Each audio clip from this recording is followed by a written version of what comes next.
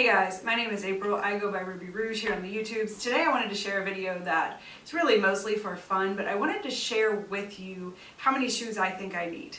I thought this would be cool because as I was going through my own downsizing journey, I spent a lot of time trying to figure out what I needed, and it was really hard to come to that conclusion. I did a lot of little experiments and a lot of counting, a lot of figuring to come up with the numbers that I felt like I needed. So I want to share that journey with you.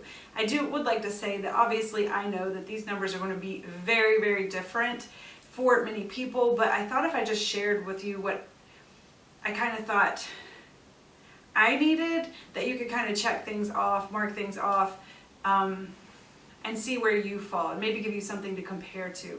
I'd like to do a couple quick disclaimers. First of all, I'm going to say need a lot. I should totally be saying want. I think need's just such a habit that it's easier to say that, but want is definitely more accurate. A couple days ago, I filmed a shoe declutter. These videos go together, so if you want to watch that one, check it out.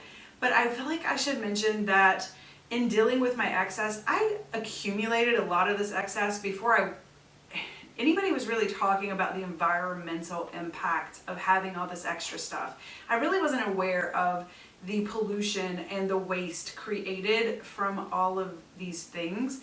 I have changed my buying patterns and my expectations in order to kind of find a better balance between comforts and economic and environmental impacts.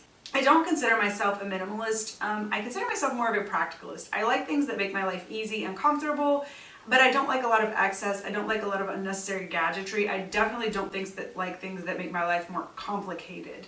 I also don't like to lose too much space to any one type of thing. Honestly, the reason that I ever started this decluttering, especially shoes, was because back in 2008, when I had 120 pairs of shoes, it was invading every area of this room that I'm in, and I was trying to find more places for storage, and it occurred to me that maybe I didn't need to find another place for storage. Maybe I needed to start getting rid of things. I do like to observe fashion and trends. I'm just trying to do so in a more mindful way. I've spent the last few years, I've kind of mentioned it already, but I've spent the last few years trying to figure out what a person needs. And I did look up online and try to find some lists and some guides, but I just didn't feel like they were exhaustive and even very practical. I found a lot of style guides, but not so much practical lists, like snow boots and rain boots. Nobody ever mentioned those, and I'm like, I mean, those make your life incredibly easy and comfortable, and they're cute, and so many things to have these kind of practical items in your possession. So I wanted to come up with a list that included those practical items plus your cute, fashionable things. I did this based on my personal experience of a casual and a professional wardrobe. I spent most of the last part of my life in a professional environment, an office environment. My casual life, going to the mall, going on relaxed dinner dates, going to dinner houses, friends' houses, taking my son places. That's kind of my casual expectations. So let's talk about what's in here. I'm going to show some examples from my most recent declutter. I am going to show some examples of things that I personally have in my own wardrobe. That doesn't necessarily mean I think they're the cutest or the best examples. It's just what I happen to have. So let's talk about boots. The first thing I want to have is a pair of casual boots and a pair of dressy boots. I'm going to say casual versus dressy a lot. Casual to me just means more lived in, a more comfortable looking shoe. The dressy tends to have a little more hardware, maybe a little more structure to it. If you don't need the difference, obviously you can just cut out, if you're doing this following along, trying to do this with yourself, you can just cut out that whole other category and just have one pair of flat boots. Once again, we're going to go into heeled boots. I like to have a pair of casual, easier to walk in, more comfortable materials, and a pair of dressy boots with heels. Let's go into sandals. I like to have a pair of flip-flops. Usually I like to have a couple pairs of flip-flops, but I definitely like to have just a pair of plain black flip-flops. Same thing, I like to have a pair of dressy flip-flops with a little, piece of hardware on it once again. I like to have flip-flops and sandals. I like to have both, but if you can combine those two, that's even better. But the next category is going to be sandals. So, we're going to have your casual sandals and your dressy sandals, once again, and then sandals with a heel. I always like to have a pair of heeled summery type shoes. Pumps, then we're gonna have practical pumps. So we're talking chunkier heels, we're talking shorter heels. Padding on the inside, so like Clark's and Easy Spirit both make an incredible practical pump that you're gonna be able to walk in for a long time, most likely. And special event pumps, so these are gonna be ones with a little less padding, a little less cute maybe, but cuter, you know, outers, cuter uppers. We're gonna look cute there. Better looking materials, higher heel. Obviously, if you don't wear pumps, you can get rid of this whole category. Next up, we have flats. We're gonna have dressy flats, casual flats, and walking shoes. My walking shoes I kind of consider to be like loafers, my Sperry's, my tennis shoes, like my Chuck Taylors and my New Balances. And basically that's the basis of my everyday wardrobe. I will mention that I prefer to have both in everything in black and brown. I like to have a black version and a brown version. I know that's a little much and a little over the top for most people, but that's where I'm comfortable at right now. But obviously, once again, if you don't need both, you know, it cuts you in half. The next part of the list is going into specialized shoes. So I personally like to have a pair of sauna shower shoes for the gym. Not everybody's gonna need that. Hiking boots, I don't own a pair, but I know I would kind of like to have a pair, but not right at this moment. A pair of water shoes, same with that, I don't own, but I would kind of like to have. Running shoes, I actually own 2 pair. I like to switch back and forth. I wear my running shoes a lot. Work boots, we work around the house a lot. I need something a little sturdier to protect my feet.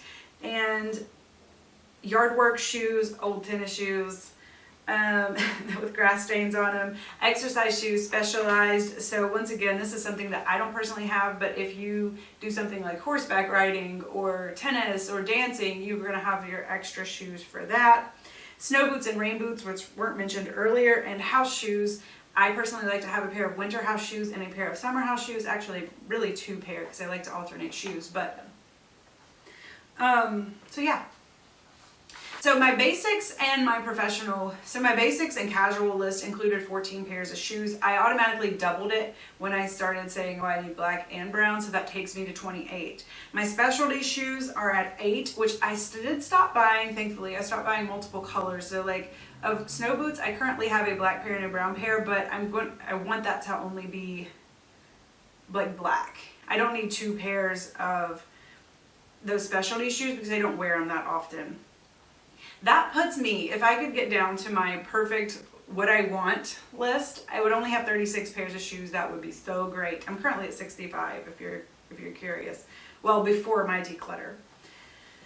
That's actually my goal number, and I came up with this goal number because I started to consider several things. So several years ago, I was like, I was really trying hard to figure this out. What is a goal number for shoes? And the things I needed to consider were how long did it take me to wear out a pair of shoes, how long will a pair of shoes stay good before they start to kind of deteriorate on their own, and how many times am I able to wear a pair of shoes in a year? The first thing, how many wears does it take to wear out a pair of shoes? This is obviously there's no hard and fast rule here, but I did start to notice a trend that like your daintier shoes, like sandals, flip-flops, not like more cheaply made shoes, they tend to last somewhere around 50. You can get about 50 wears out of those before I personally don't feel comfortable like with the way that they look or they're holding up anymore. Obviously, this is going to depend on your level of, discernment of whether it looks good enough to be wearing in public or whatever, they're comfortable enough. Another thing is your wear pattern. If you pronate and wear out your shoes unevenly, you can actually make them unsafe to walk in. I found that for heavier shoes like boots or like really well-made shoes, you can get about 100 wears before they start to get weird or funky. The next question is, how long do shoes stay good until they kind of start to deteriorate? I'm basing this on, I used to work at Foot Locker, and I have some shoes I amassed like this huge collection of shoes from around the year of 2008, and this is when I started my journey. So a lot of my shoes are old because I never got a chance to wear them. And I'm just now, like I dug out this pair of Air Maxes a couple of months ago, and I'm like, all right, you know, they've been new in box, they've been sitting there since 2008, my closet is climate controlled, they still looked great. I was like, yeah, I'm gonna finally get to wear these. I wore them probably 10 times and they started to come apart. The foam started to just like rip. I'll try to show up the little video right here. That is not the first time that it happened with a pair of tennis shoes from that time period. So I'm going to say, based on my experiences, that it's about 10 years, somewhere between 5 and 8 years, your shoes are really going to start to change. The materials are going to start to change. Also, another thing that you have to consider is a lot of times the hard plastic pieces on them will yellow if they are white. So that usually happens sooner, at about 3 to 4 years. So some leather shoes might last longer, but at the same time, you know, you need to go in and condition them and take care of them, or they aren't going to last. They are going to get dried out and cracked and start deteriorating. And then the last thing I want to address is how many times can I wear my shoes in a year? So I'm going to look down here because there's lots of numbers. But basically, so I started making check marks on my boxes about how many times I wore my shoes, and I started to notice it was like super low. I would have shoes that I wore 5 times in a whole year. I'm like, I feel like I wore these a lot. And I wore them 5 times. So I started paying attention and I started doing the math. If there are 365 days in a year, I determined that under normal conditions, so I tend to wear 2 pairs of shoes a day. I would go to work and wear a pair of shoes, and I would come home and do a different activity and wear a different pair of shoes. So I could wear about 2 pairs of shoes a day, and that totals about 730 opportunities to wear shoes per year. Those are just rough calculations, and it's also assuming that you're going to wear your shoes evenly, which most people have shoes that they hardly ever wear and then shoes you wear all the time, but you know, we don't have time for all those calculations. If I owned 120 pairs, just where I started in 2008, I could wear them all 6 times per year, and it would take me about 12 years to wear out a pair of shoes. I used 75 as my average wears for a pair of shoes before they would wear out, just because it was in between 50 and 100. As I mentioned earlier, most of my shoes have already started to deteriorate before that 12-year mark, so that's not really a good idea for me, in my opinion. I don't really want that many pairs of shoes because I don't want my shoes to deteriorate. Okay, so let's pretend I own 65 pairs of shoes, which is about what I own. I can wear them 11 times per year, and it will take me about 6 years to wear out a pair of shoes, which really isn't bad. I'm pretty comfortable with that number, but let's do my goal number of 35. So I can wear them each 20 times per year, and it'll take me roughly 3 years to wear out a pair of shoes. And I really like this number because I feel like that is where I want to be. I feel like in 3 years is kind of a good amount of time for like trends. So trends will overhaul themselves. So say short boots are in style right now. Within 3 to 5 years, we're going to be on a different style of boots. So that's a good way to be conscious and still trendy at the same time. Let's cut this number in half though. Let's do 17.